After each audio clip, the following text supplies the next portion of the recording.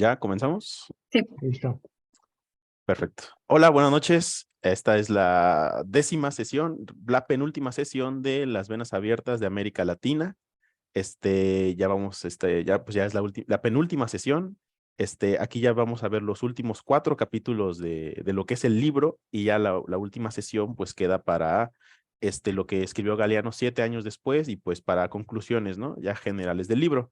En este, en esta sesión vamos a ver 4 capítulos, comenzando con La diosa tecnología no habla español. ¿Ok? Bueno, en este capítulo pues bueno, de hecho en los capítulos vamos a ver términos como el subimperialismo, que me gustaría tomarlo desde ahorita. ¿Por qué? Porque vamos a empezar a ver cómo es que tienen un rol estos países grandes latinoamericanos, que podríamos llamar como Argentina, Brasil y México, ¿no? Que son países que van a ser satélite, que van a ser en este sentido de subimperialismo que vamos a ver después, pero lo pongo en el tema de ahora porque lo vamos a ver también en lo de la innovación tecnológica, los procesos científicos, las filiales y todo este asunto que va a repercutir en los demás países de Latinoamérica, ¿no? Para empezar este capítulo, me gustaría leer una cita que creo que engloba muy bien de lo que trata el capítulo. Y vamos, la encuentro. Bueno, sí, sí, sí.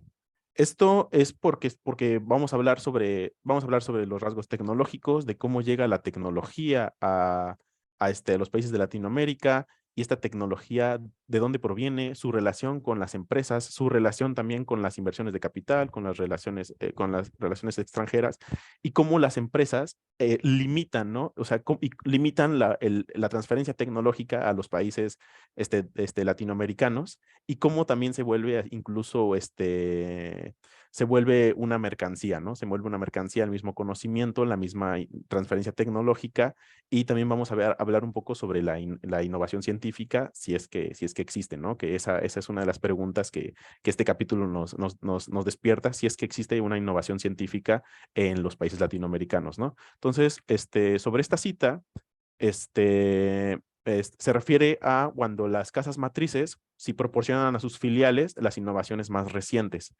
Y para ver si es que eso les da una independencia, ¿no?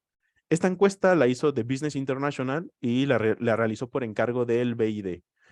Llegó a la conclusión de que es evidente que las subsidiarias de las corporaciones internacionales que operan en la región no realizan esfuerzos significativos en materia de investigación y desarrollo. En efecto, la mayoría de ellas carecen de un departamento con esa finalidad y en casos muy contados llevan a cabo labores de adaptación de tecnología, en tanto que otra minoría de empresas, situadas casi invariablemente en Argentina, Brasil y México, realizan modestas actividades de investigaciones. Este, ya sea que, o también una de estas formas de intercambio comercial también se realizan, se realiza la mayor parte de su transferencia de tecnología recibiendo técnicas que son del dominio público y que se importan como licencias de conocimiento especializado. Entonces, pues todo esto nos sumerge a la empresa que genera ya sea una innovación tecnológica, una transferencia, una innovación científica, que se podría llamar así, se realiza en los países de donde pertenecen las empresas y cómo se están limitadas o cómo es el paso de ese conocimiento a las empresas en Latinoamérica, ¿no? A las filiales, y también cómo es que se producen y cómo es que tanto los estados como las empresas promueven el desarrollo tecnológico y científico en cada país, ¿no? Y cómo se va limitando y cómo va dando este tipo de progreso.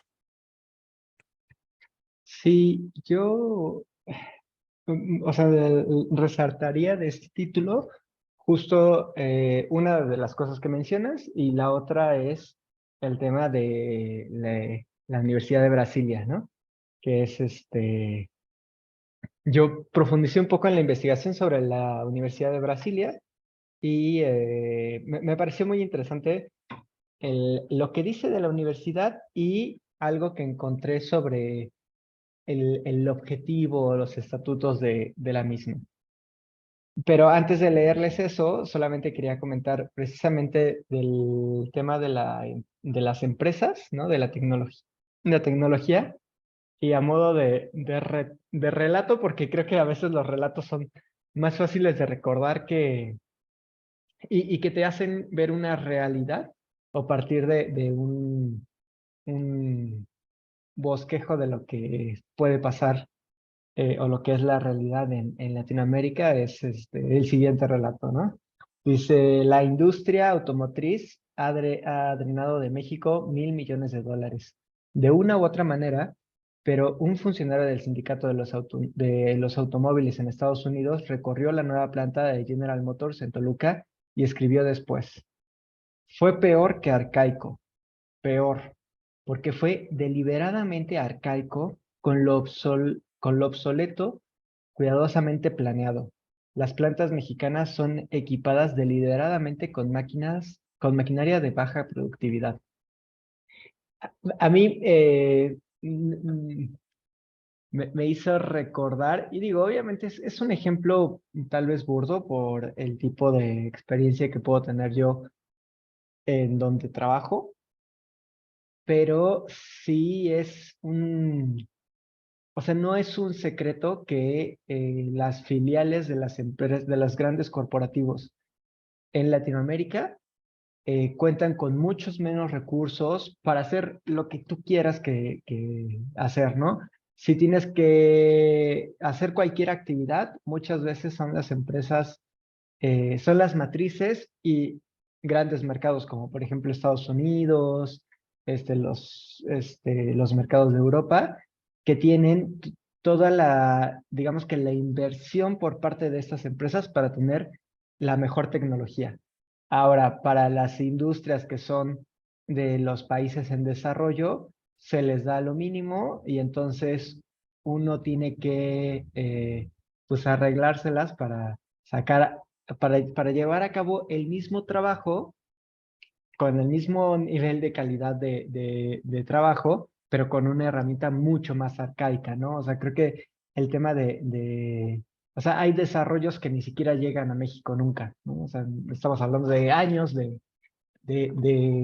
si quieren una aplicación o lo que sea, es como si en México siguiéramos con el mensaje por teléfono, pues no sé, los mensajes por teléfono y ya todo este primer mundo está con WhatsApp, ¿no? Nosotros estamos mandando mensajes de texto y ellos ya mandan imágenes, videos y todo, ¿no? Entonces, así en muchas cosas que yo todavía veo, ¿no? Yo creo que también es un tema mucho más complejo que solamente eh, Moy comentaba lo de la estructura y la superestructura y la superestructura, ¿no? Que yo lo entiendo y ya me corrigen si ustedes lo entienden de una manera diferente, pero entiendo que la superestructura es algo que ya estructurado se pone encima de algo que ya existía, ¿no? Y en este caso creo que eh, es una estructura que se va desarrollando, que probablemente parte de lo que nos ha comentado Galeano, ¿no? Pues sí, del nacionalismo, o sea, nacionalismo de estas empresas y pues un tipo de colonialismo para para los lugares de Latinoamérica. Sin embargo, a esos tiempos creo que es mucho más complicado porque ya es un tema más cultural, o sea, no, no es que la gente lo haga necesariamente consciente de que no da los recursos y creo que justamente es lo que refleja este comentario de esta persona que visita a la General Motors en México y dice, es que es deliberadamente arcaico, lo critica porque no lo entiende, ¿no? Si lo hiciera a propósito, no lo criticaría. Eso es lo que tengo que comentar con respecto a lo de la tecnología. No sé si alguien más quiere comentar sobre eso antes de que pase a lo de la universidad. Yo solo quería agregar, ay, no alcé mi mano, pero es rápido. Mi sorpresa de leer, justo lo que mencionas, ¿no? De que si supiera, no, o sea, o si tuviera la conciencia de por qué está así, no haría ese comentario, ¿no? Pero incluso menciona Galeano que las cifras oficiales, cito, indican, no obstante, que el drenaje de dólares por asistencia técnica se multiplicó por 15 entre 1950 y 1964, y en el mismo periodo las nuevas inversiones no llegan siquiera a duplicarse, ¿no? O sea, es como mencionaba Luis, que era como, son de dominio público, pero las venden como algo especializado para poder decir, no, pues te tengo que cobrar porque te ayudé en esto, ¿no? Te estoy dando las técnicas o te estoy mandando especialistas. Y lo superficial es de que y estamos invirtiendo en ti, ¿no? Estamos invirtiendo tiempo, esfuerzo y dinero, ¿no? Pero realmente ni siquiera las nuevas inversiones se duplicaron, ¿no? Y este es un ejemplo perfecto de cómo, otro ejemplo perfecto de cómo utilizan cada dato y cada medio a su favor. Y lo más, creo que lo que más me duele a mí es que muchos latinoamericanos, iba a decir mexicanos, pero yo creo que latinoamericanos en general, agradecen, ¿no? Como que, ay, vinieron a ayudarnos o están invirtiendo, o sí, déjenos pasar para que haya mucho más progreso o nos podamos industrializar. Y solo mencionan como fuga de cerebros porque México está jodido, ¿no? Pero realmente es otra vez estas ganas, esta necesidad de ganar en dólares también, porque es lo que si alguien necesita mantener una familia, pues ¿qué va a hacer? Un técnico especialista de México obviamente se va a ir a ganar en dólares, ¿no? Y de hecho la forma en que termina esta sección Galeano me encanta, porque como que te vuela la cabeza, ¿no? Voy a citar. ¿Qué decir de la gratitud que América Latina debe a la Coca-Cola, la Pepsi o la Crush, que cobran carísimas licencias industriales a sus concesionarios para proporcionarles una pasta que se disuelve en agua y se mezcla con azúcar y gas? Esa cita lo dice todo, yo creo, en cuanto a la tecnología. Ana, adelante, te escuchamos.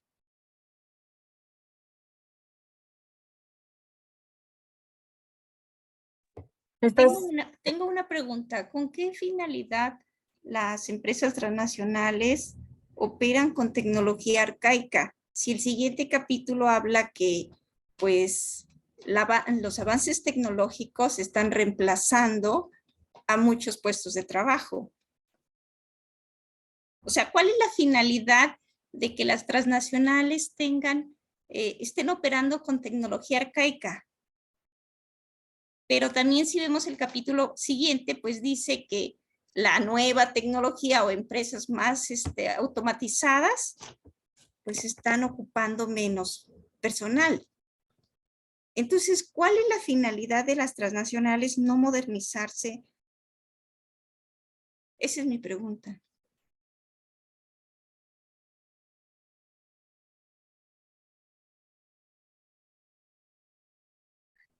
Yo creo que... Ah, perdón. ¿Tienen idea? O sea, como que es contradictorio, ¿no? Por un lado, pues sí, su operación es muy arcaica y a lo mejor los trabajadores pues se cansan más, pasan muchas horas de pie, hacen trabajos muy monótonos, se desgastan más físicamente, pero también si ponen tecnología de punta, pues van a ocupar menos gente, ¿no? Es que es para, bueno, lo que yo entiendo es como para no permitirles que, más bien para que los necesitemos más, o sea, brindarnos como las herramientas justas para poder hacer el trabajo, pero sin que superen el suyo. Y también para tener este pretexto de, te vamos a mandar técnicos y te vamos a mandar las herramientas que necesitas, ¿no? El punto es que siempre les conviene que dependamos de su ayuda o dependamos de sus inversiones y todo esto, ¿no? Que creo que también conlleva más cosas, pero eso es como lo que entiendo a primera mano. Sí, y parece, como lo planteas, pareciera incongruente. Sin embargo, yo creo que desde otra perspectiva no es tan incongruente porque hay que recordar que lo que importa es la ganancia, ¿no? Entonces, si ellos se pueden ahorrar, o como primer punto es, ellos se ahorran, y perdón que interrumpa el mensaje, es que a veces, y aquí Galeano nos presenta como que todo es planeado con malicia, ¿no? Y yo creo que hay veces que sí, pero también creo que hay muchas cosas que ya son bastante también o sea, que ya están dentro de su cultura o su forma de entender el mundo, el tema de la inversión y el tema de la rentabilidad, y ya no, ni siquiera lo cuestionan o no lo ven como algo con malicia, ¿no? Entonces, yo, como entiendo el razonamiento es, a mí me sale más barato contratar a 3 mexicanos que hagan el trabajo que pagar un sistema que lo haga, ¿no? Para empezar, primero. Porque hay que entender que estos sistemas se desarrollan en el primer mundo y muchas veces hay que tropicalizar las cosas para que apliquen en el tercer mundo, y esa tropicalización cuesta dinero, ¿no? Entonces, primero es pagarle a los 3 mexicanos que hagan el trabajo con las herramientas más arcaicas posibles, ¿no? O las herramientas que sean más baratas. Y el segundo paso es, bueno, si ya existe y ya puedo hacer la aplicación en México, pues entonces los quito y ahora sí, esto me va a ser más rentable, ¿no? Pero, o sea, a mí no me parece tan incongruente porque finalmente lo que manda es el dinero, y así de fácil. Si no conviene la inversión de poner una automatización, no la van a poner. Ahora, si la automatización te va a ser más rentable, entonces la van a poner y van a quitar a la persona. En el momento en que la persona sea menos rentable, la van a quitar, ¿no? Y bueno, no sé si todos tienen levantada la mano para contestar lo de Ana. Sí, sí, entonces los dejo continuar y luego contesto algo que dijo Mariana.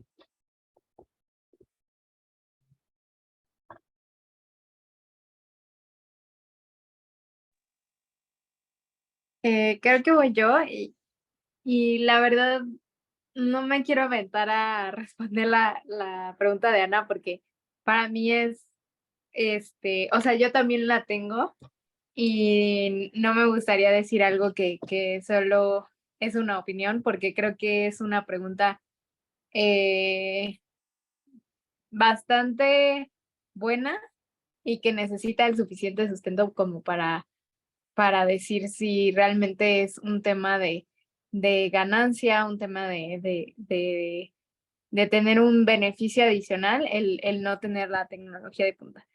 O sea, estoy de acuerdo con José un poco, pero no me atrevería a decir que solo esa la razón, ¿no? Entonces, o sea, quería comentar otra cosa, pero no sé si Luis quería hablar sobre eso. Sí, realmente es una muy buena pregunta. ¿Por qué? Porque, como dice José, ¿no? Parecería contraproducente, ¿no? Parecería contradictorio. No sé si aquí se aplica el término en lugar de malicia, entraría el término maquiavélico, ¿no? Maquiavélico para la empresa, o sea, ellos hacen lo que quieren para, pues, para mantener su poder, para mantener, sí, su poder, ¿no? A mí me gustaría verlo desde el lado del proceso científico, y le pongo la palabra proceso, ¿ok? ¿Y qué dice? Galeano dice, aquí en Latinoamérica no tenemos ciencia, ¿no? Y yo estoy de acuerdo con él. ¿En qué sentido estoy de acuerdo? No significa que aquí no se haga investigación, o sea, no significa que en los países latinoamericanos no se haga investigación, pero investigación, y sobre todo la investigación básica, no es lo mismo que todo un proceso científico.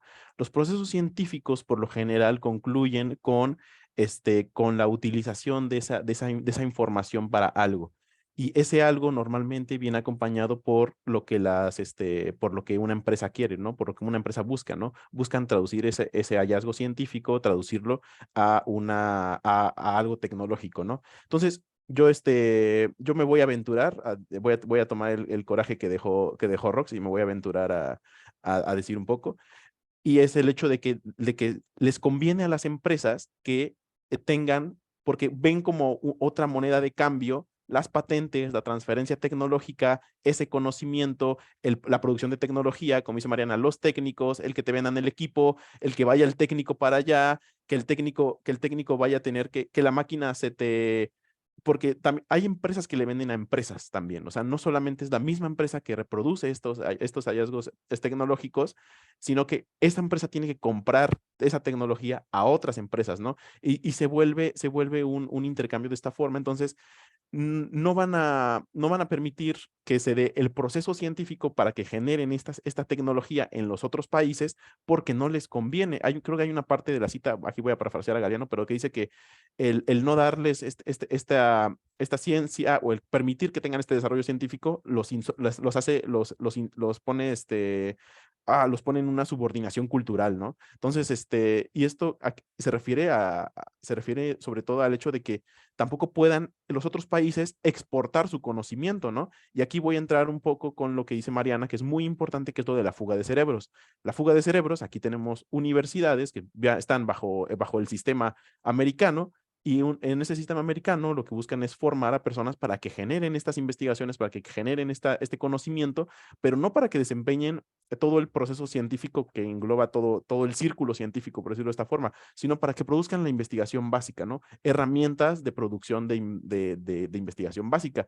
Y cuando dice, pues la fuga de cerebros va de que agarran nuestras mejores, a las personas que les permitimos que lleguen a esos niveles para poder generar ciencia, para poder generar un arte, una técnica o algo por el estilo, pues llegan otros países y se los llevan, ¿no? Le dicen, a ver, tienes la habilidad para hacer esto, tienes el aprendizaje, el conocimiento, pero yo tengo las herramientas, yo tengo el equipo, pues ven a hacerlo acá, ¿no?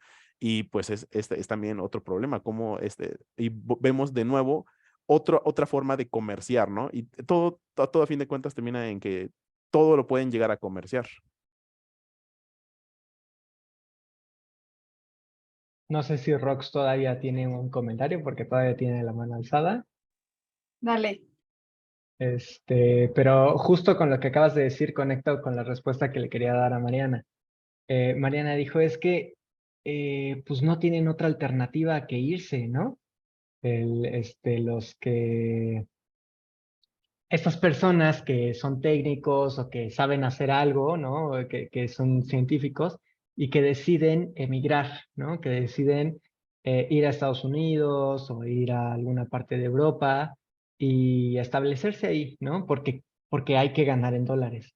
Y yo entiendo si nos regimos por las leyes del capital, ¿no? Las leyes de que lo que importa es ganar más. Y hay muchos argumentos que lo que buscan es precisamente eh, justificar la salida del país de origen y asentarse pues no sé, donde es más conveniente, ¿no?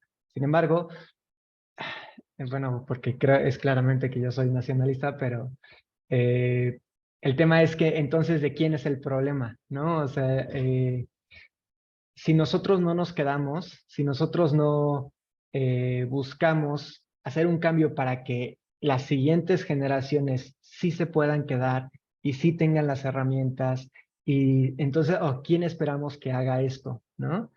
Entiendo completamente la gente, incluso por el tema de seguridad, porque también es un tema, ¿no? Pero nuevamente, si la gente, si los más preparados no se quedan para mejorar al país, entonces, ¿quién se queda? ¿No? Y aquí va el comercial. Creo que una de las cosas que conocemos es que en México el promedio de lectura es bastante bajo, ¿no? Es de los muy, muy bajo, ¿no? Lo que he visto es que es alrededor de un libro, ¿no? Al año. Entonces, justamente el hacer el club de lectura, el estar aquí, el estar invitando a la gente, es empezar a hacer algo que no solamente se queda en, pues decir que hay que hacer algo, ¿no? Y va ligado con lo que quería leer sobre la universidad, sobre el caso de la universidad que viene en este título. No sé si Rox quiere contestar algo antes y yo cierro con lo de la universidad o es sobre la universidad también. No, es sobre otro tema, es súper rápido. Encontré un artículo muy bueno que es de la revista de ciencias de la UNAM, que se llama Ciencia y Tecnología en México, país dependiente. Se las voy a pasar. No lo terminé de leer todo, pero leí una parte que me gustaría compartir porque se relaciona mucho con este capítulo. Primero les voy a leer una cita de Tunerman. Tunerman es un político nicaragüense que se dedicó mucho a la alfabetización y a la reconstrucción nacional de Nicaragua. Y él dice, desde una perspectiva nacional, por desarrollo deberíamos entender un proceso conscientemente dirigido a eliminar las estructuras que generan la dependencia y el subdesarrollo. Porque normalmente nosotros como países subdesarrollados creemos que es o nos venden esta idea de que es una competencia a cómo ser un país desarrollado. Y a veces perdemos de vista que este país desarrollado no es incluyente, ¿no? O sea, esta tecnología de punta que manejan los países desarrollados no atacan las necesidades de la comunidad. Más allá de preocuparnos por tener inteligencia artificial, deberíamos preocuparnos porque el Internet llegara a todos lados, ¿no? Que sigue habiendo comunicadas que no tienen acceso ni al teléfono, ni a una red telefónica, ¿no? Entonces, creo que es más apuntar hacia una tecnología que rompa la brecha y que, por el contrario, no buscar que esta tecnología abra la brecha más, ¿no? Por ejemplo, el que haya una planta de Tesla en el norte puede sonar a que nos estamos acercando a esa tecnología de punta, pero recordemos para quién son estos coches. ¿Para quién puede pagar $500,000 para esa tecnología? Son productos, son servicios que no van a las acorde a las necesidades de la población mexicana y que sí representan una inversión, pero también recordemos que está prácticamente toda automatizada, entonces empleos tampoco está generando también. Entonces, también aquí dice que esta como incongruencia se ve más obvio cuando se observa el Producto Interno Bruto de Estados Unidos, que es el 3%, el 3% se lo gastan en investigación y desarrollo, que corresponde aproximadamente al 20% del PIB de todos los países de América Latina juntos. Entonces, es como pedir que hagas un cohete sin herramientas, ¿no? Entonces, nosotros evidentemente no estamos en ese lado de invertir un 20% del PIB cuando tenemos deudas externas con el Fondo Monetario Internacional, Banco Mundial, etcétera. Y creo que a veces cuando yo, hablando desde que fui a una escuela privada y eso, escuchamos mucho de esto de traer la tecnología de punta, pero olvidamos las necesidades reales de las comunidades en nuestros países.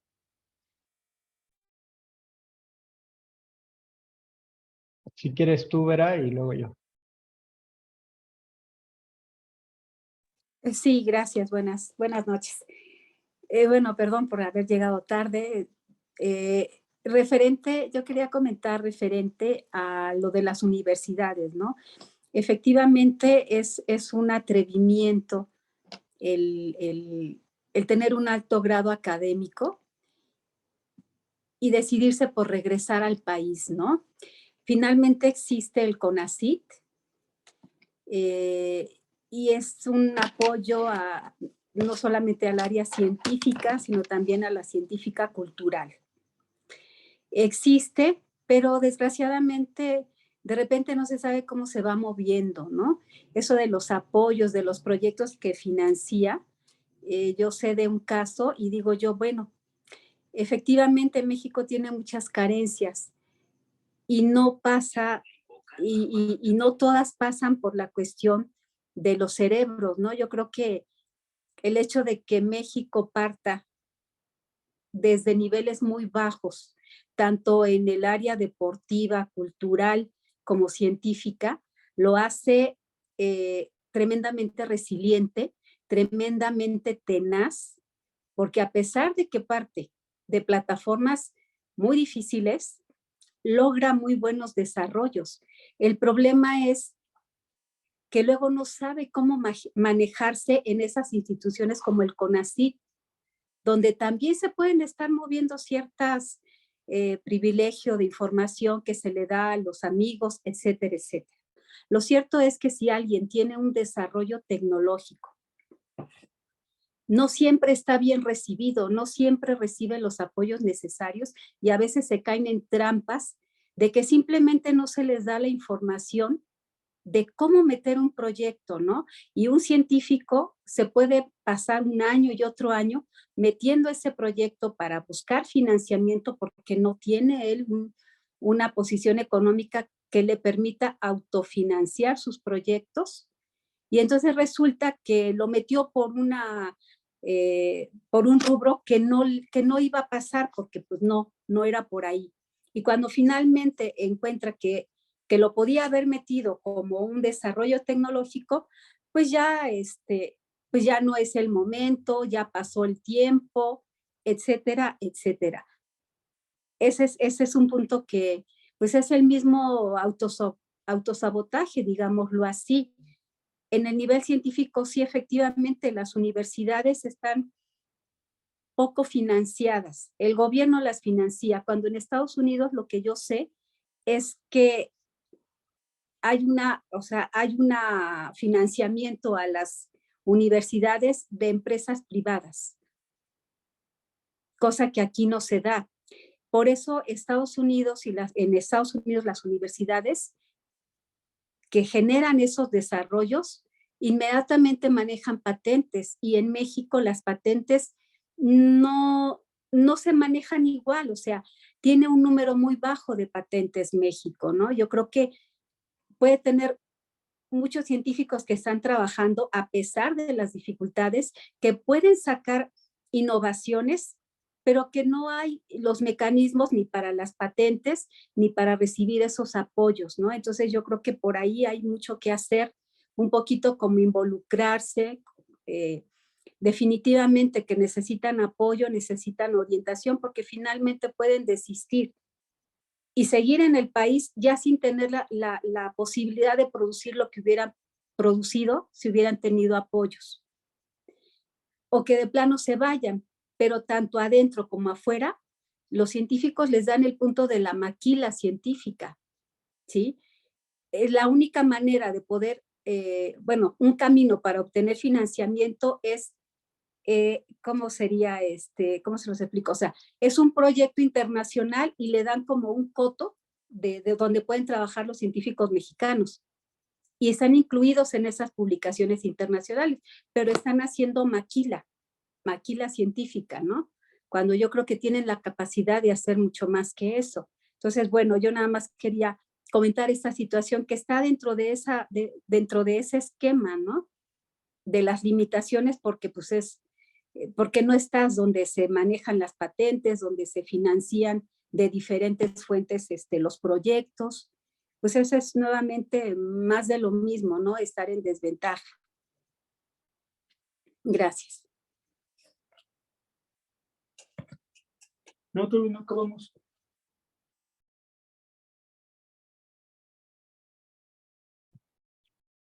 Tú, Moni, si quieres.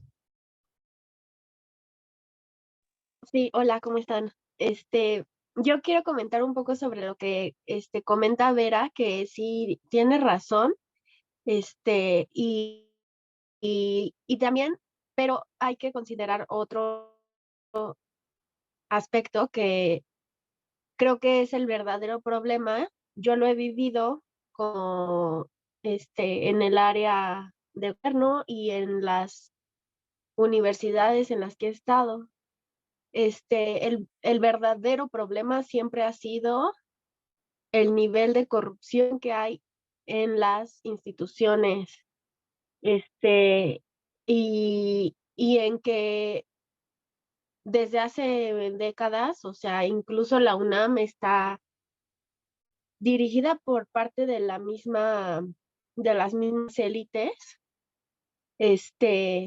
Llevan no sé cuántos rectores ya que son priistas así de esos dinosaurios horribles. En el CONACYT también. Entonces, todas estas instituciones que se supone están para apoyar justamente el desarrollo de la ciencia y la tecnología, han estado muy, muy, muy dadas Por eso fue como una de las primeras cosas que hizo AMLO cuando llegó, que empezó a quitar a todas las cabezas de esas instituciones y a recortar apoyos que estaban siendo mal usados porque claramente estaban siendo desviados para proyectos que no tenían nada que ver con desarrollo de ciencia y tecnología, sino que simplemente era dar presupuesto a personas, parte de las élites, así como al hijo del diputado para que pusiera, no sé, X pendejada, ¿no? Entonces, más bien, o sea, el problema de toda esta fuga de cerebros ha sido que todos los gobiernos neoliberales han bloqueado ese presupuesto que se supone estaba obviamente destinado para eso y que la misma corrupción lo ha encubierto. Entonces, se supone que ahorita ya está empezando a cambiar la cosa. Yo estoy como parte de CONACYT y al menos tenemos como pues, nuestros apoyos, bueno, nuestras de las becas doctorales y sí sabemos qué tipo de apoyos se cortaron, pero también sabemos que eran claramente los que se estaban muy mal utilizados y muy desviados, con mucha corrupción, ¿no? Entonces, siempre pensar que esa parte no se ve porque como que no, pues sí, no se habla de eso, pero es la corrupción que ha mermado mucho este campo, ¿no?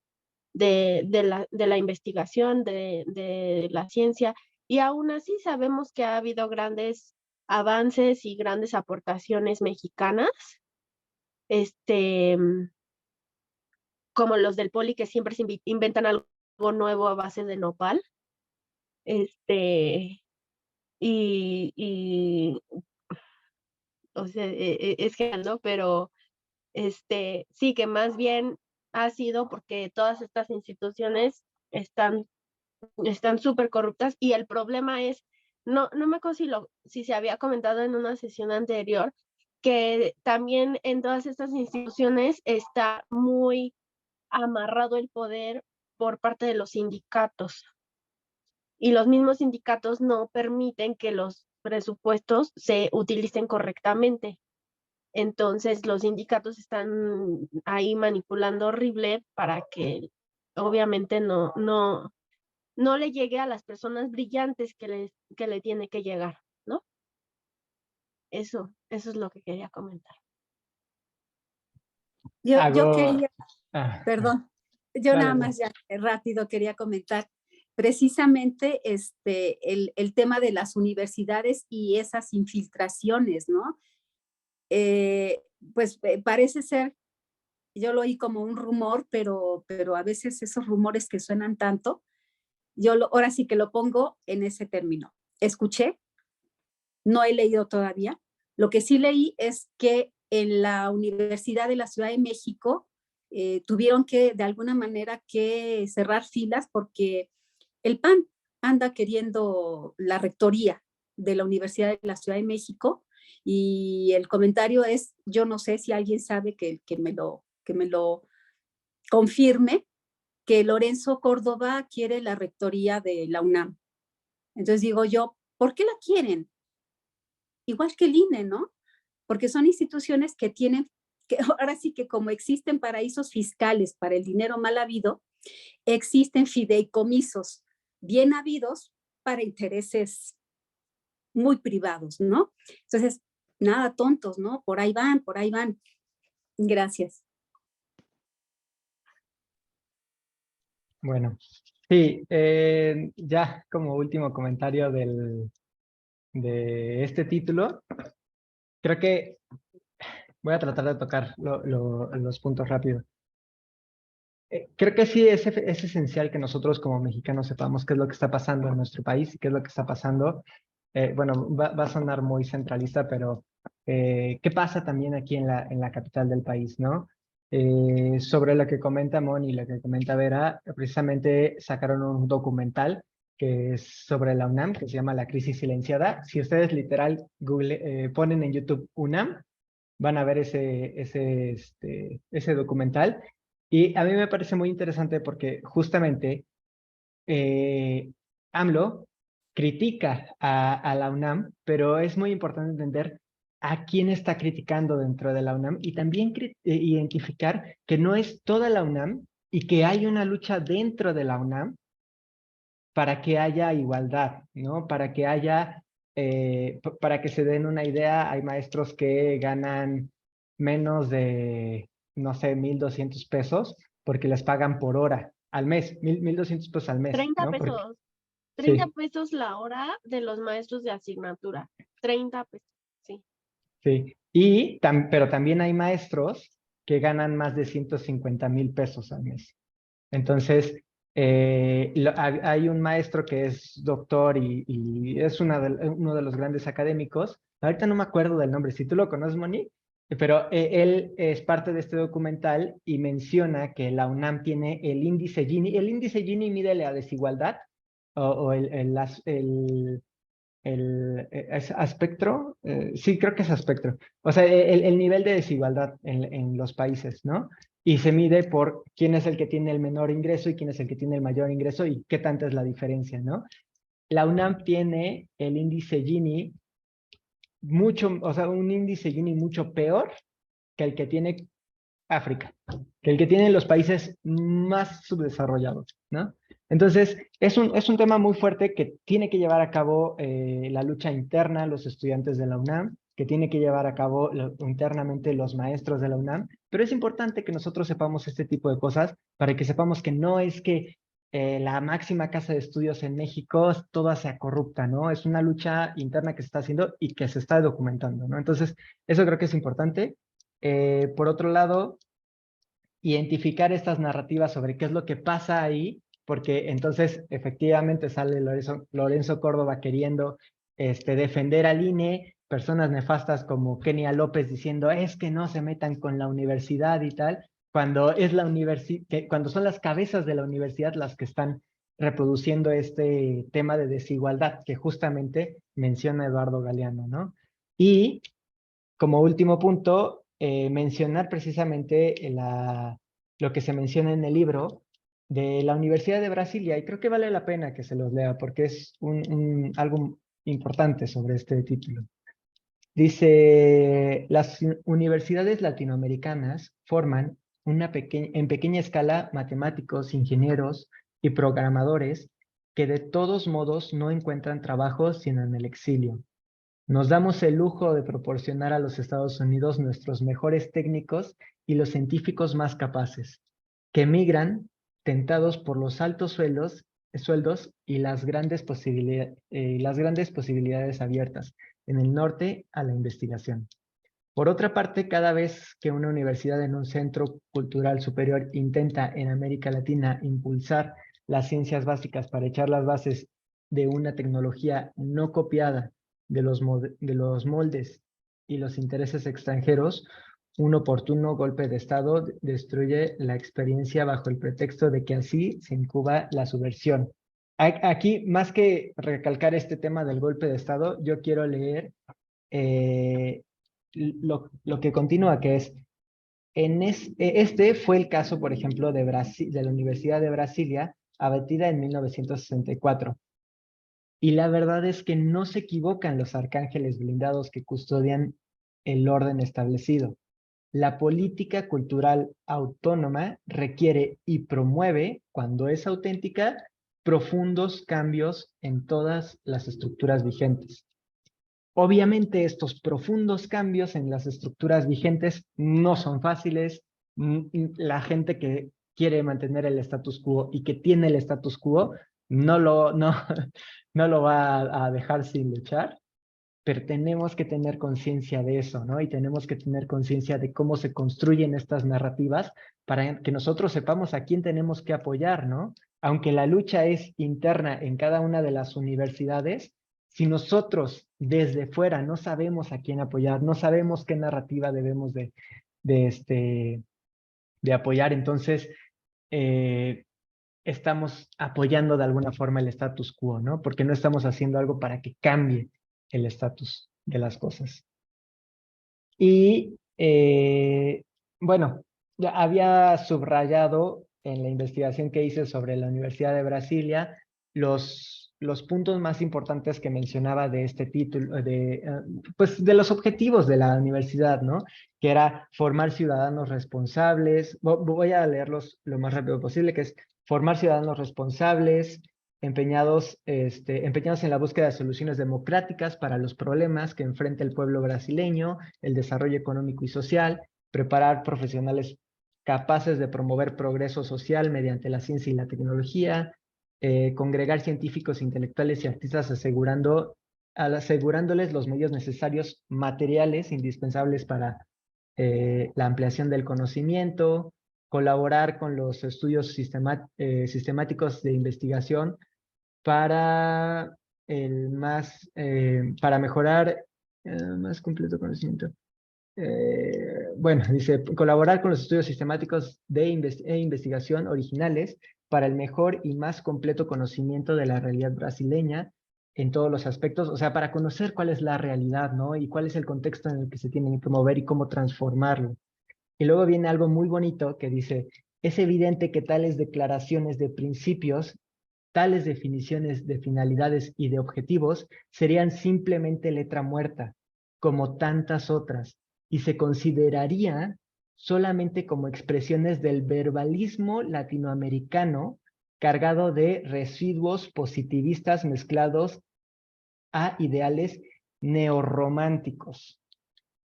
Si a ese espíritu de renovación educacional y de efectivo compromiso de la realidad no correspondiese una auténtica estructura universitaria y normas de funcionamiento verdaderamente renovadas e innovadoras. Si a esa postura ideológica no correspondiese un hacer cotidiano coherente. Si a esa teoría no correspondiese una práctica. Y eso se los leo para que no caigamos en lo mismo nosotros.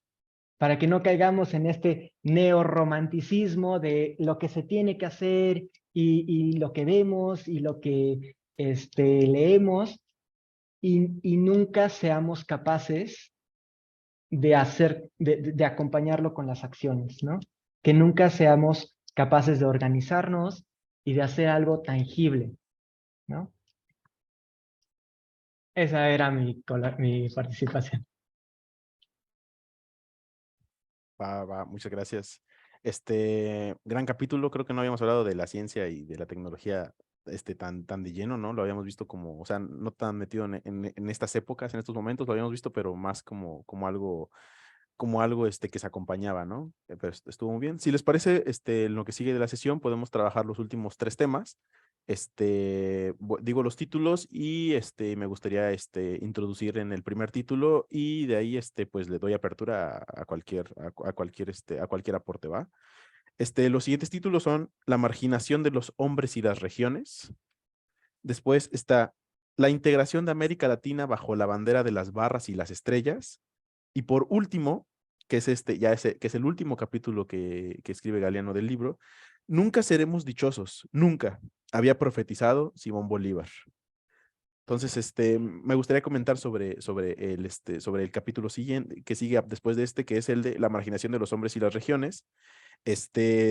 Aquí a mí me gusta mucho la palabra marginación, ¿no? Porque viene de margen, viene de aquello que está en el margen, ¿no? Aquello que está, lo podemos trabajar como en la periferia. Y tiene mucho que ver cuando trabajamos la idea de ciudad, ¿no? Entonces, justamente hemos estado hablando del libro, hemos estado hablando de las grandes capitales, ¿no? Y de dónde, a través de los puertos, de dónde se centraba, de dónde se centraba el poder, bueno, de dónde se centraba el poder, el capital, dónde estaban, hacia dónde iban y hacia dónde se movían todas estas venas, ¿no? Dónde estaban estos afluentes. Y pues aquí nos maneja, aquí Galeano empieza a manejarnos la idea que mencionábamos al principio, que era lo del subimperialismo, y cómo es el satélite del satélite del satélite, ¿no? Cómo es cómo puede ser el imperialismo, de ahí el país subdesarrollado, en el país subdesarrollado la gran capital, y de la gran capital pues todas las provincias, ¿no? Lo rural, etcétera, etcétera. Y no solamente del país, del país subdesarrollado fuerte al país subdesarrollado débil, ¿no? Que también sucede, y el mismo país subdesarrollado, que ya lo hablaremos con Brasil, como el mismo país subdesarrollado les quiere aplicar hasta destinos manifiestos a los otros países, ¿no? Que eso ya viene en los siguientes capítulos. Acerca de esta idea de la marginación, me agrada cómo Galeano lo pone sobre la mesa, ¿no? Que es, nos habla de, nos habla de los movimientos que generan, y me es imposible no relacionarlo con los capítulos anteriores del libro, porque sucedía cuando se daba la mina de oro, la mina de Potosí, cuando se daba el café, cuando se daba el cacao, y cómo se daban todos estos movimientos demográficos, ¿no? La gente que se movía, y cómo esta idea de marginación con la idea de la palabra de migración, ¿no? Aquí no vamos a usar la palabra migración, vamos a usar la palabra de marginación. ¿Y cómo sucede? Trayéndolo de las ideas de la mina, del cobre, del oro, del cacao, del café, de todo esto, y que iban generando ciudades que después iban a ser esqueletos, y después, y la gente se iba moviendo de un lado a otro, y se generaba, no se generaba la riqueza de un lugar que se mantenía, ¿no?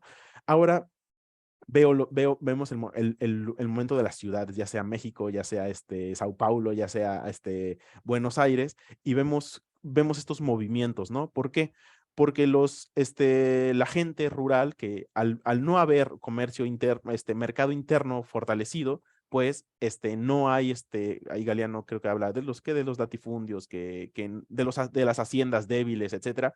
Eso significa que las personas que viven en los sitios rurales, que son muy, muy, muy necesarios y muy importantes, tienen que emigrar a la ciudad para buscar mejores oportunidades, ¿no? En esta búsqueda se empiezan a generar las periferias en las ciudades, ¿no? Estas zonas que están, esas zonas que están marginadas, que están en los márgenes. Estas zonas, y ahí hace una descripción, ¿no? Dice, en Brasil esto, en Argentina esto, en México esto, en Perú esto, y que son aprovechadas para las mismas empresas, ¿no? ¿En qué sentido? Pues por la fuerza laboral, ¿no? La mano de obra. Y que se conecta con lo que hablábamos de la ciencia, de la tecnología, que quizás es más caro de traer tecnología, que me va a costar lo de tres de fuerza, lo de mano de obra, ¿no? Y si es una mano de obra que, al haber mucha gente dispuesta a trabajar, primero, los salarios son mínimos, ¿no? Son muy pocos. Es una mano de obra muy barata, que no necesita especialización, entonces es muy barata, y están para cuando lo necesiten. Si no puede, por X o Y razón, viene el otro, viene el otro, viene el otro, ¿no? Entonces se dan estas características de que de que tengan que, entonces, se dan estas características de que las empresas puedan tomar esto a favor, ¿no? Entonces, me agrada mucho la idea que pone Galeano sobre la marginación del hombre, de las regiones, que es una migración, pero que viven al margen, ¿no? Y también habla acerca de cómo, me agrada cómo pone la idea de que esta idea de la ciudad hace al pobre más pobre, y lo trabaja a través de la idea de un espejismo en el que ve el contraste, ¿no? Ve el contraste en aquellos que están viendo los automóviles, que están viendo, no recuerdo qué más dice, las personas que viven en casas Yo lujosas. tengo justo la cita. Ah, perfecto, pues adelante, adelante. Ay, no lo puedo minimizar, pero. Aquí la tengo.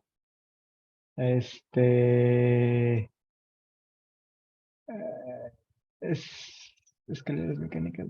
Ay, Y justo perdón. con eso se responde un poco la pregunta, ¿no? De por qué Ya. no dan las mejores maquinarias. Dice, una escalera mecánica es la revelación del paraíso, pero pero el deslumbramiento no se come. La ciudad hace aún más pobres a los pobres, porque cruelmente les exhibe espejismos de riqueza a los que nunca tendrán acceso. Automóviles, mansiones, máquinas poderosas como Dios y como el diablo. Y en cambio les niega una ocupación segura y un techo decente bajo el cual cobijarse. Platos llenos en la mesa para cada mediodía. Y de ahí continúa con algo que lo continúe subrayando porque está muy bueno, pero sigue tú, Luis, si quieres. Espera, y yo quería agregar una que dice, el niño en Harapos está orgulloso de su país, y con razón, pero él es analfabeto y roba para comer.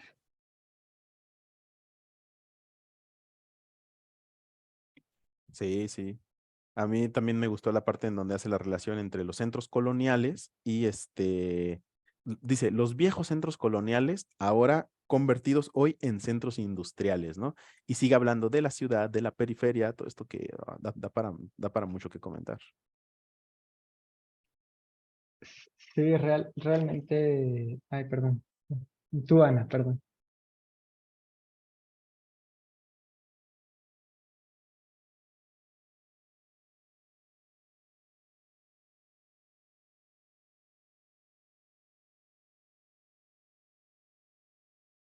Ana, ¿quieres comentar algo?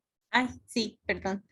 Sí, la verdad es que es bastante triste ver lo que sucede a la gente que viene del campo, ¿no? Que viene y tienen una vida miserable, ¿no? Pero que pues es una cosa que sigue sucediendo porque pues la poca rentabilidad del campo ha llevado a que toda esta gente siga viniendo hacia acá, y que he leído que, no sé, para el año 2050, no sé, arriba del 60% de la población mundial, pues vivirá en las grandes ciudades, ¿no? Entonces, pues es alarmante ver que no se está haciendo nada para que esta gente pueda quedarse pues con su gente, su familia, en sus ambientes, si ellos tuviesen pues un empleo digno allá, ¿no?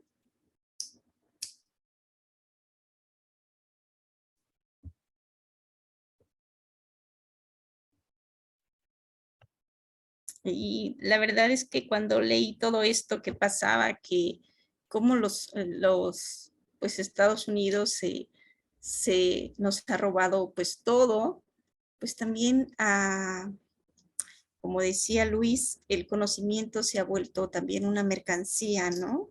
Y también se lleva a los mejores técnicos, mejores científicos, con poco dinero, ¿no? Ese era mi comentario. Yo creo que también es importante que veamos o que busquemos qué es lo que sí pasa en el país, porque, por ejemplo, estaba escuchando una entrevista o una conferencia de Bartra, Armando Bartra. Es un filósofo, más o menos igual de activo que Dussel, Enrique Dussel, y hablaba sobre que la utopía está, y la utopía está, por ejemplo, en los zapatistas, en pues esta comunidad que decide vivir en el campo, que decide hacer la autodefensa, que decide hacer un sistema educativo diferente, que deciden tener un sistema económico completamente diferente, gobernarse a través de un sistema, entiendo que es un tipo de anarquía, pero o sea, el punto es que necesitamos conocer esto que existe en México, que está pasando y que así como los círculos de pobreza existen estas alternativas y que llevan existiendo desde antes de que varios de nosotros naciéramos. Entonces, hay que ver más allá.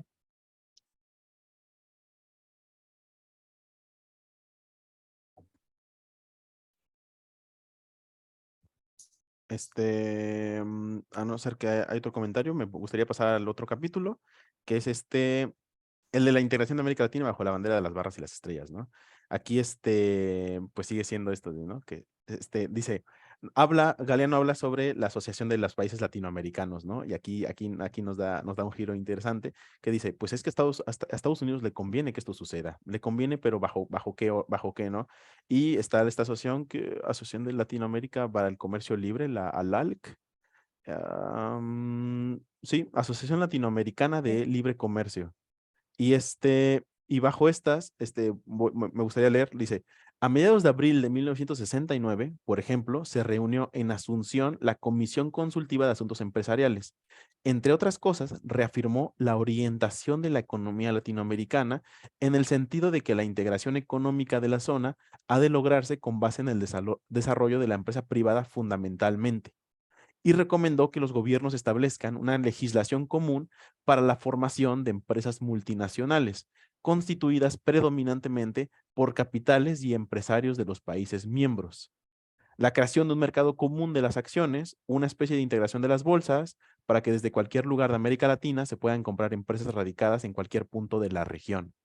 Este, y se llega más lejos en los documentos oficiales cuando dice, hasta se recomienda lisa y llanamente la desnacionalización de las empresas públicas, ¿no? Y pues llegamos a esto que le conviene al comercio libre, y en el comercio libre, pues, ¿quiénes son los beneficiados? Pues los dominantes, ¿no? Los dominantes que pueden ejercer esa libertad en el comercio, ¿no? Qué mejor si te desnacionalizas y no tienes una identidad de Estado, si puedo comprar lo que quiera sin tener que moverme, y es aquí donde empezamos a ver estas redes estas redes, y vuelvo a lo del subimperialismo, ¿no? Qué tan interesante que yo desde Brasil pueda pueda empezar a mandar productos sin que me cobren aranceles a Paraguay, a Uruguay, a Chile, a todos los lugares, ¿no? Y qué mejor si esta inversión pues viene, bueno, por lo que vemos, toda la inversión que es productiva va a venir de un capital extranjero, porque pues los han reducido al mínimo el comercio interno, ¿no? Entonces, pues empezamos a ver esta idea de países que son satélites y hacen a suyos subsatélites, o sea, también hay satelitales, ¿no? Así como México hacia países centroamericanos, así como Brasil a sus países vecinos, Argentina de la misma forma, y es este trabajo esta idea de las empresas de que, a ver, como dice Ford, ¿no? Que ya sea por la Ford o la Caterpillar, que ya pueden empezar a mover sus tractores de un lado para otro. ¿Qué tal si una empresa de coches, aquí me hacen el Falcon, aquí me hacen este vehículo, y de esta forma puedo sin que me cobren aranceles moverlos de un lado para otro? Entonces empiezo a formar todas estas redes, ¿no? Estas nuevas venas que se siguen abriendo y que siguen derramando sangre, ¿no? Y justo es lo que ahorita está más en tendencia, que es el nearshoring, ¿no? Que es el hecho de hacer acuerdos comerciales con lo que tienes más cerca, pero que justamente está subdesarrollado porque te conviene, porque hablas de precisamente esa transferencia tecnológica, pero con ciertas letras pequeñas en los contratos, como el hecho de que, justamente lo que comentaba Vera, ¿no? Que es maquila, o sea, ya sea incluso para los investigadores o los, pues sí, los investigadores de ciencia, ¿no? Se puede decir que sí están colaborando, pero en realidad están colaborando con la parte, pues no sé si talachera, pero la parte transaccional, más que la parte estratégica o más que la parte de, no sé cómo decirlo. Pues, o sea, es que claro, la investigación es bastante amplia, ¿no? Pero a lo que me refiero es que hay diferentes tipos de actividades, y las actividades que se llevan a cabo aquí no necesariamente son las estratégicas, o más bien definitivamente no lo son. Sí, o como en estos procesos dicen, hace varias citas del embajador de Colombia, del embajador de Paraguay, del embajador de no recuerdo dónde, y dice, de ellos desde su perspectiva, dicen, es que los únicos beneficiados son los tres grandes países, ¿no? Argentina, Brasil, México. Y estaba pensando, bueno, beneficiados entre qué, ¿no? Beneficiados porque tienen las filiales de las empresas extranjeras, beneficiados por eso. Entonces, pues sí, o sea, beneficiados porque los que van a trabajar van a ser los mexicanos, pero les van a vender esto a Centroamérica o a otros países, ¿no? Entonces, por eso me llamó mucho la atención la idea del subimperialismo, ¿no? Como ya en este mismo juego, pues Brasil tiene que jugar este mismo juego, ¿no? Y en jugar este mismo juego, pues dice, a ver, pues nosotros si ya nos están aplicando el imperialismo, pues nosotros vamos a aplicar el imperialismo sobre los países que podemos. Y ahí hace un juego, bueno, no un juego estadístico, hace como una premonición estadística, no sé si así, en la que dice, a ver, Brasil pone a Brasil y pone a Argentina, y dice, no, es que Brasil tiene esto, y le supera a Argentina en esto, lo superan en esto, entonces se atreve a decir, no, si llegan a suceder estas cosas, pues Argentina se convertirá en un en un satélite de Brasil, ¿no? Y es aquí donde hablan los empresarios hasta lo ponían en los publicitarios de Nueva York, ¿no?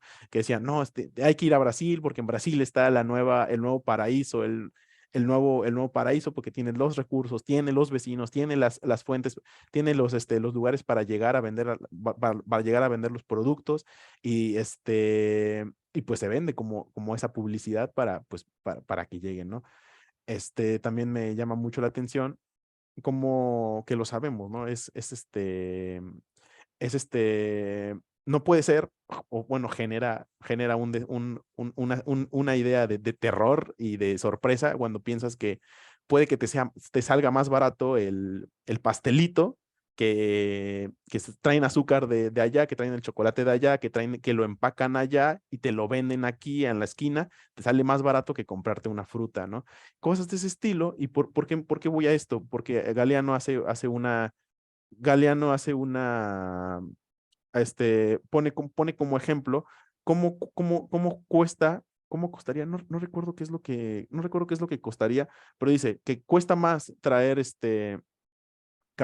pasar de Luisiana a Argentina, cuesta menos que de México a Argentina, ¿no? Y así hablan por lo de los fletes. ¿Y por qué lo de los fletes? Porque dice, ¿quiénes son propiedades de los medios de transporte? ¿Quiénes son propiedades de los medios de comunicación? No puede ser que para mandar un telegrama tengan que primero llegar a Nueva York, tenga que llegar la señal a Nueva York. Si se quiere comunicar Chile con Paraguay, no puede ser que tenga que llegar la comunicación a Nueva York y de ahí regresar a Chile.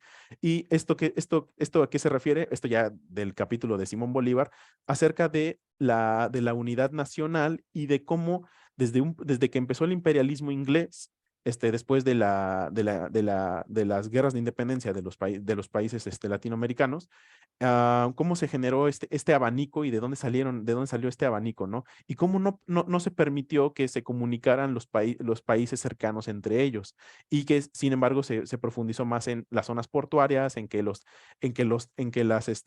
vías de tren tengan que salir o sean únicamente usadas para transportar los recursos hacia las fábricas, y de las fábricas hacia los lugares donde necesitan los productos, los consumos, y esto impedía que se genere una unidad nacional al comunicarse los diferentes países cercanos, ¿no? Entonces, eso nos da otra perspectiva, otra capa de cómo es que no se formó una unidad nacional, comparándolo con las 13 colonias de Estados Unidos, ¿no? Que ahí tenían desde un inicio, ya tenían un objetivo, desde un inicio sabían qué era lo que querían hacer y lo hicieron, ¿no? Ya sea comprando a Francia países, comprándoselos a Rusia, quitándoselos a México, etcétera, etcétera, ¿no?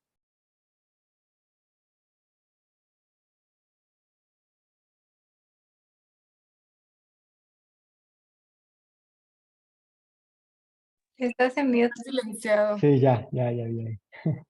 Yo no quería dejar pasar del capítulo de la integración de América Latina bajo las banderas de las barras y las estrellas, esta joya de cita. A ver si la tengo completa, porque creo que la subrayé de más, pero se las leo. Dice, esta comprobación no le impidió suscribir algún tiempo después un documento en el que se afirmaba que al capital extranjero corresponde sin duda un papel importante en el desarrollo de nuestras economías. A propósito de la integración en marcha, proponiendo la constitución de sociedades mixtas en las que el empresario latinoamericano participe eficaz y equitativamente. Esto referente al hecho de poner un suelo parejo entre las empresas transnacionales con todo el capital del mundo que vienen a un país subdesarrollado, y que se busca que cuando lleguen tengan el suelo parejo versus las empresas nacionales. Pero este suelo parejo es simplemente no darle ventajas a las empresas nacionales para que compitan de tú a tú con las empresas transnacionales. Y no le dices Ya nada. detenerlo. Pero espérate, viene la joya, porque dice, Ya no sabe. o sea, con signos de interrogación, dice, equitativamente hay que salvaguardar, es cierto, la igualdad de oportunidades.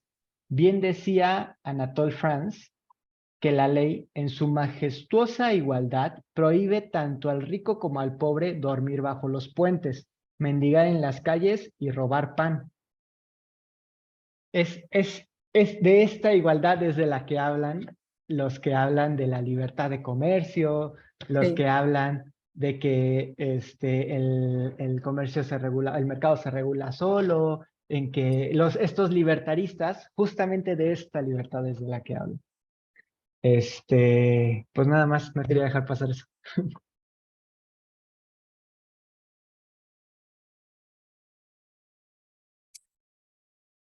Sí, vaya, yo iba a comentar lo mismo que José. Siempre me roba mis citas. Así que. Adelante, Moy. Yo estaba pensando todo esto del subimperialismo como una especie de estafa piramidal a escala regional, donde al final del día pequeños grupos numerosos le responden a uno solo.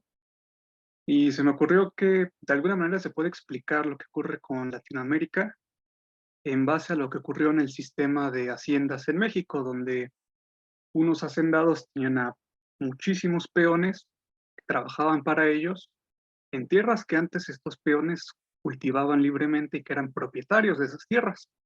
Pero llegan los hacendados y a base de la fuerza crean todo un sistema donde se concentra en un solo núcleo a un montón de gente que responde en el sentido de que produce, vive ahí, y las deudas que ellos obtienen, que son a partir de comprar en las tiendas de los hacendados, si el peón fallece, la deuda se le transfiere al hijo y a toda la familia. Entonces, digo, no sé, una duda que me quedó es, si se supone que cuando un imperio tiene un subimperio y este subimperio recluta a otros, no sé muy bien en qué momento la sociedad de los subimperios al mismo tiempo actúan como un imperio respecto a su sociedad, o sea, como una oligarquía que tiene sometidos al resto de la población, o sea, la misma idea de que no hay una unidad, que se repite desde los estratos más altos hasta los más bajos, y pues bueno, eso sería todo. Incluso si lo vemos con esas analogías que ayudan a hacerlo más simple, se podría decir que es un tipo de sistema de novatada, ¿no? Los estadounidenses discriminan a los inmigrantes mexicanos, los mexicanos discriminan a los inmigrantes centroamericanos pues sí, centroamericanos mayormente, y así sucesivamente, ¿no? Seguramente los centroamericanos a alguien discriminarán. Y es este sistema de abuso y de decir yo lo sufro y lo reproduzco, ¿no?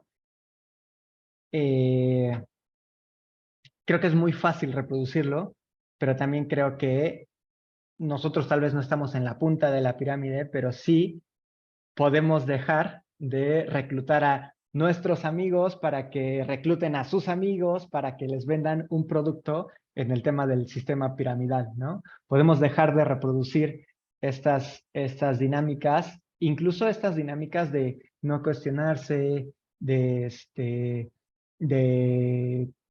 de no cuestionarse y no cuestionar a los otros también, ¿no? Porque hay muchas verdades o mentiras a medias que se dicen y que como uno no se toma el trabajo de validarlas o de googlearlo o de leerlo, al final termina uno reproduciéndolas y entonces se hace esta suerte de mito urbano que no es verdad y que va generando unas narrativas que alguien ideó y que la gente se las compra, ¿no?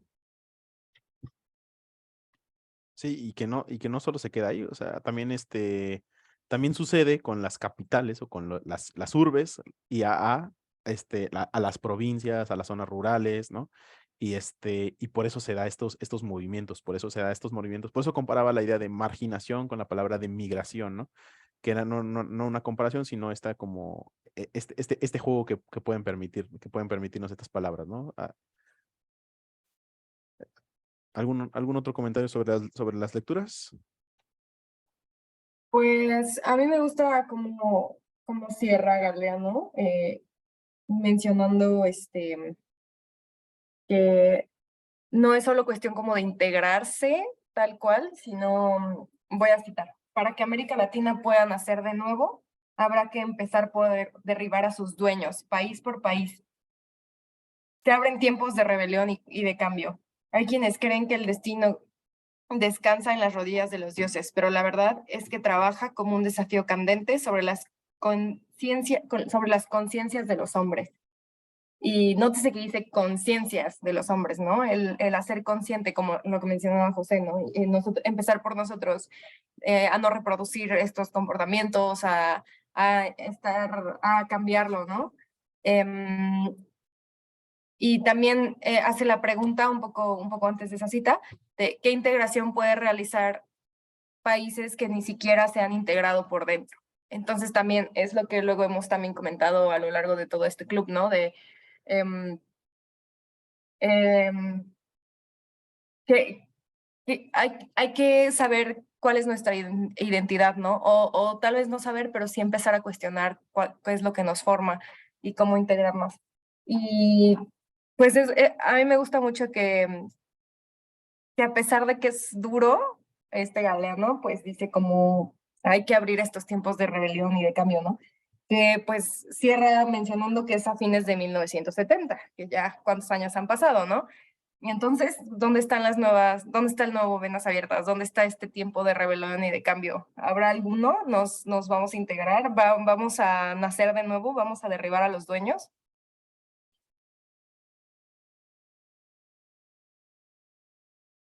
Sí, es un gran final. La verdad es que estoy ansioso por leer lo que escribe 7 años después, ¿no? Definitivamente.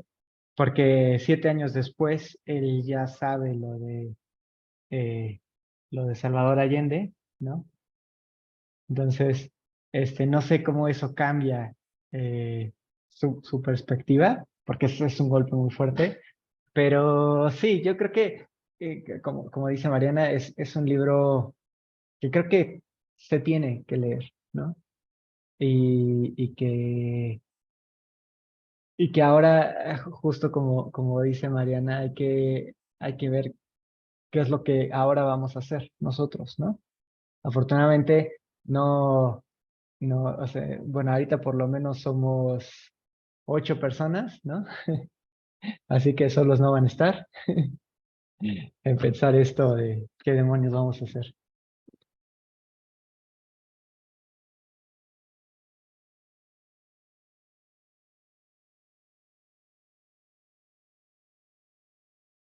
Vera, ¿quieres comentar algo? Sí, bueno, así es la pregunta, ¿no? De qué hay ahora que yo creo que hay la esperanza, ¿no? En el sentido de que o sea, de que no somos los mismos. Definitivamente, yo creo que podríamos decir específicamente de esta lectura que no somos los mismos antes de leerla a cómo la estamos leyendo, a cómo la estamos analizando, a cómo podemos conectarla con nuestro pasado cercano, con este presente que puede ser muy, muy prometedor, porque, como lo dije anteriormente, nosotros somos un pueblo que ha sufrido mucho, ¿no? Los latinoamericanos, unos más que otros. Yo especialmente también pienso que los países de Europa del Este son pueblos que han sufrido mucho, ¿no? Igual que los palestinos. Entonces, somos pueblos que se han levantado, ¿no? Que han resurgido. Y así como sus pueblos, pues estos dirigentes, ¿no? Sí, efectivamente, a Galeano le golpeó la muerte de Salvador Allende, pegadita estuvo la del poeta, y digo yo, pero pues ahora hay otros dirigentes y se han levantado y ahí andan, ¿no? Entonces yo creo que es una promesa. Hay una canción, bueno, letra, no estoy segura si es de Machado o de Miguel Hernández. De Machado. ¿De Machado? ¿De Antonio Machado? Sí. Que se llama La Saeta. Yo quería ver la letra, pero no la tengo. Ajá, creo que es esa. Quería yo la letra, a ver, permítame. Ay, Cuando no, Vera dice el poeta se refiere a Pablo Neruda.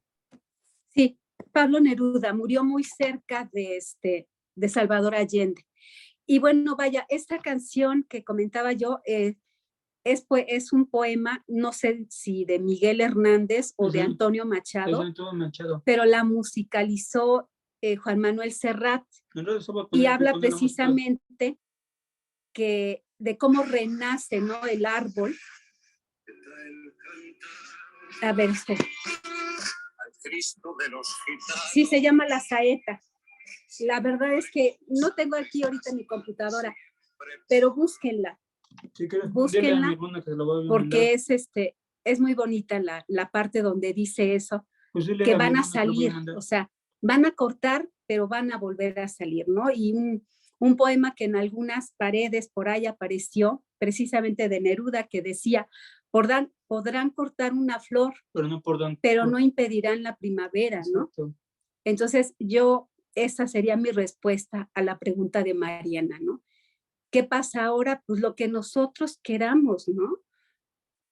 Porque ya no vamos a ser los mismos de haber leído Las Venas Abiertas y todas las lecturas que hemos leído ya y las que vendrán. Gracias. Oye, dile a mi hermano que las mandé para que lo... Bueno, solo para cerrar, si ya estamos en las recomendaciones, El Necio de Silvio Rodríguez, creo que es la canción que yo pondría de soundtrack en la mayoría de mis días, entonces te la recomiendo también. Y pues no sé si tú quieras cerrar, Luis. Perdón, ¿cuál canción de Silvio Rodríguez? El Necio. Ah, ok. Pues a no ser que haya otro comentario, Rox.